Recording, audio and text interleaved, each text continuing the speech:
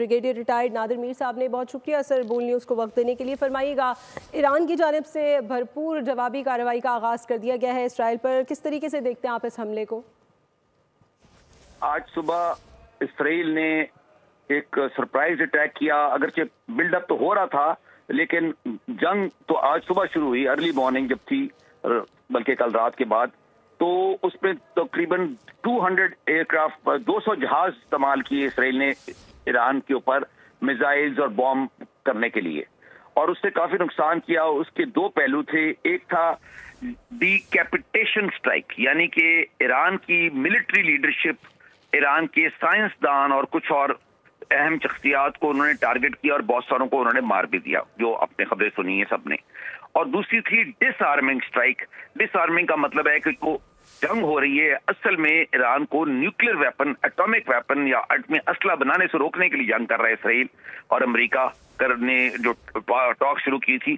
तो उन्होंने उसके मुख्तलिफ न्यूक्लियर प्रोजेक्ट्स, प्लांट्स, साइट्स पे अटैक किया ताकि वो डिसआर्म हो और वो अपने वेपन बना ना सके, क्योंकि उनका अंदाजा था और है, और वो क्लेम करते हैं। अगर आप इसराइली टीवी सुने, उनके डिफेंस इसराइली एम्बेसडर को सुने अमेरिका में और बाकी जगहों पे, तो वो ये कह रहे हैं कि इस ईरान के पास जो एनरिच्ड यूरेनियम है, यूरेनियम जो तैयार किया हुआ है उसने न्यूक्लियर वेपन्स के लिए, वो तकरीबन 15 बॉम्ब्स के लिए है। तो वो इसराइल के मुताबिक वो ईरान उसके खिलाफ इस्तेमाल करता अगर वो उसको ना रोकते। ये इसराइल की कहानी है। तो ईरान का अपना व्यू है, दोनों को साइडों के जंग कर रहे हैं तो दोनों साइडों के मुख्तलिफ व्यूज होंगे।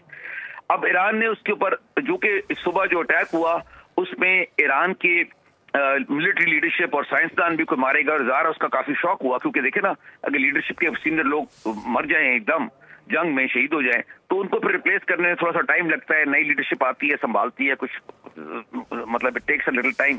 तो वो उन्होंने किया।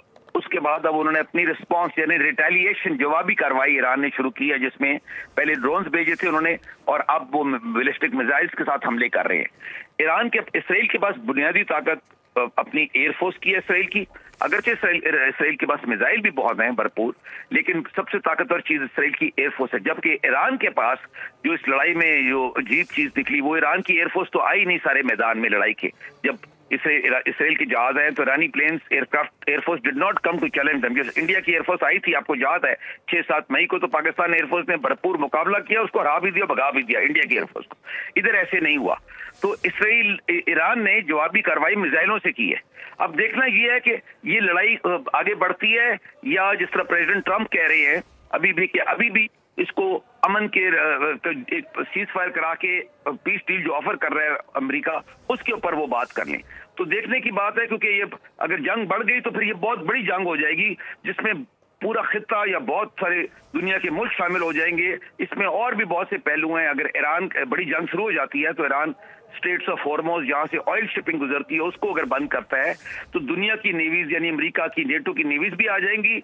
और दूसरा ये कि फिर ये तेल की कीमत बढ़ती है तो सारी दुनिया पे असर होगा। तो इस जंग के इंटेंडेड एंड अनइंटेंडेड कॉन्सिक्वेंसेस बहुत ज्यादा है। तो लेट अस होप कि this war is curtailed, peace हो जाए और सीज फायर हो जाए, ये सबके इंटरेस्ट में होगा।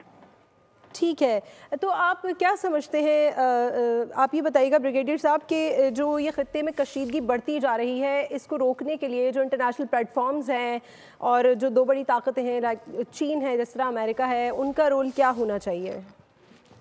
अब इस जो अभी ईरान और इसराइल की जंग इस वक्त तक चली है, यानी सुबह इसराइल ने एयर स्ट्राइक्स की, अब ईरान ने मिसाइल स्ट्राइक्स की। ये पहला दिन है जंग का, आज फर्स्ट डे है ना जब ये जंग शुरू हुई। अगरचे it was a long way in building, मतलब अरसे से ये जंग तैयार हो रही थी, पक रही थी जिस तरह। और मैंने इस पे बहुत साल पहले आर्टिकल लिखा था जिसका नाम था नेक्स्ट वॉर ईरान, और मैंने तब प्रेडिक्ट किया था काफी साल पहले, और वो छपा था रूस के अखबार प्रावडा से, मॉस्को से छपा था मेरा आर्टिकल इसी के ऊपर, और अखबारों में भी लिखा था वगैरह, पाकिस्तान नेशन में भी छपा था, पाकिस्तान के अखबार नेशन में वगैरह, वो थोड़ी इससे पहले की बात है। और दूसरी बात यह है कि अब इसमें अमेरिका ने कहा है, रूबियो ने कहा है, आपके उसके secretary of state United states ने कहा है कि जी अमेरिका ने भी कहा, बाकी ने भी कहा है कि अमेरिका ने इसमें कोई दखल मतलब हमला नहीं किया, ये इसराइल ईरान की लड़ाई हो रही है। सो इसका मतलब है कि अमेरिका अभी तक इसको अमन करा सकता है।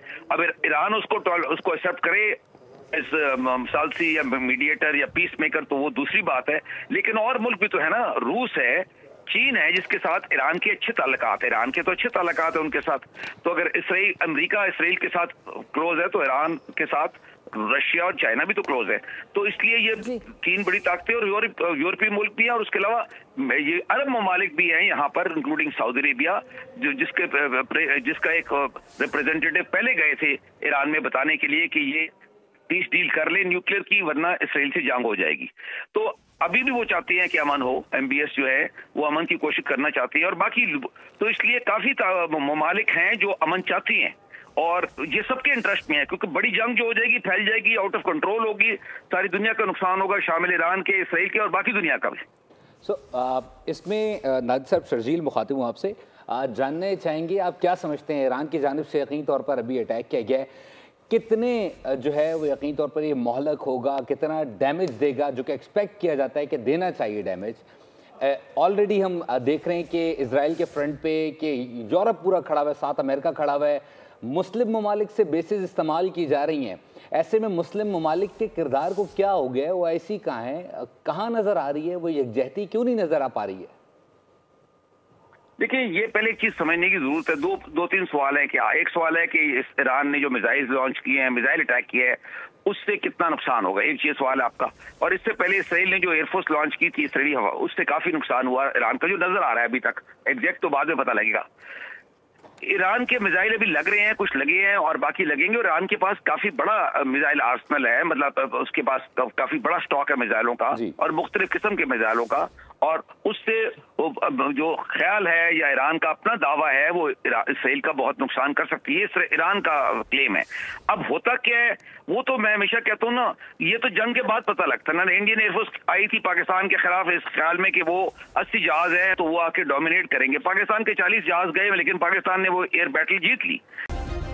सब्सक्राइब करें और बेल दबाएं ताकि कोई खबर रह न जाए।